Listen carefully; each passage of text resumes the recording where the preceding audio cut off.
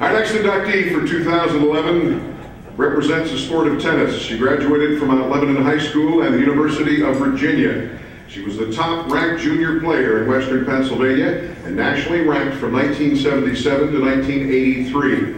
She was the PIAA singles champion in '82 and '83, the WPIAL singles champion in '82, '83, and '84, when she was also named an All-American. She was the #1 player on a team that went undefeated and won 4 straight WPIAL team titles.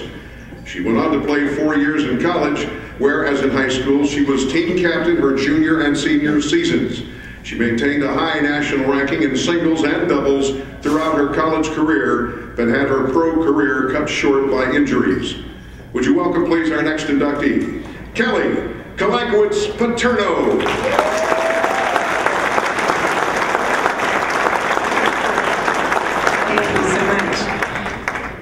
This is such an honor and very humbling. Thank you so much to the committee, and especially Ralph Jellick, for everything that you've done, and congratulations to my fellow inductees. I'm completely overwhelmed by the support of my family and friends that drove here and flew here to be with me tonight. Thank you so much. This support is the story of my life. I'm just so fortunate. My parents are Leon Leon, who always gave me unconditional and unwavering support, and a tennis community in Mount Lebanon that were always there. They say that it takes a village to raise a child, and I think it takes a village to raise champion athletes. We were so lucky in Mount Lebanon to have fantastic facilities. We had wonderful coaches.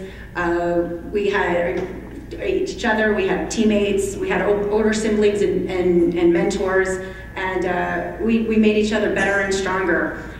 We were so fortunate. We had such an advantage because of having each other. I was just an undersized, ill-tempered little girl whose love of winning was only overshadowed by my extreme hatred of losing, and I could never have done this without all of them.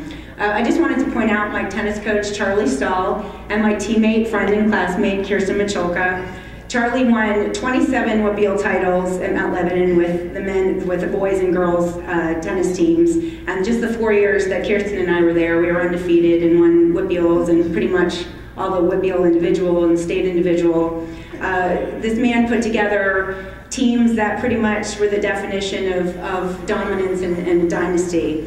And let me tell you, coaching teenage girl tennis players is no easy task. And on top of that, I was really no walk in the park for him. He had the task of trying to maximize our potential, but keeping us grounded and focused, trying to keep our confidence high, but keeping us from getting bored and staying on task. I'd say besides my parents, he probably had to put up with me the most, and I may have pushed his retirement up a few years. But reflecting back on my career, I feel most fortunate for the opportunities I was given with sports and all that it brought me. Travel, confidence, mental toughness, friends from all over the world. Sports were everything to me. Track, basketball, softball, and of course tennis. My teams, the practice, the competition, they're who I am. They're my foundation. We all know that sports are good for the mind, body, and spirit, but it builds character. There's probably not a person out there tonight, no matter what sport you played or what level you got to, that's not a better parent or person or coach or employee or friend because of what you learned on the field or on the court or in the pool. We learn teamwork and commitment and perseverance and dedication, and really the playing field's a microcosm of life.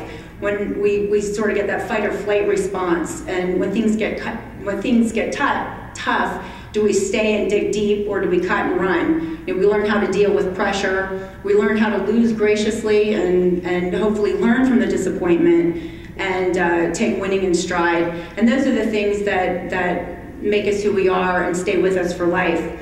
I spent most of my career being injured, and the last 2.5 years or so, I was in the training room every day getting my ankles taped, and then my elbow and my wrist, and I had shoulder problems and hamstring problems. And I couldn't wait for the day that I was just going to be a normal person. You know, early morning workouts and tennis drills and running and weight room. And then you know, all these years later, it's been 20 years later and 5 kids later, much to my family's chagrin, I'm a competitive distance runner. But, and I still have to go to physical therapy so that I can run, and I need to go to massage therapy so that I can walk, but I'm a much better person for it and a happier person. But thank you so much, everybody, and have a great night. Thank you again.